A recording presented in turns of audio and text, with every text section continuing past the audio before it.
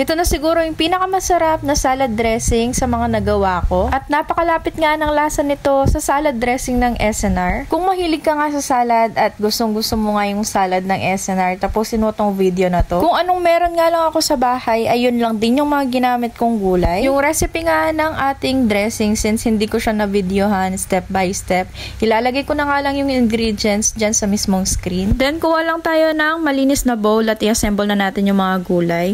Bali, gumamit ako dyan ng romaine lettuce.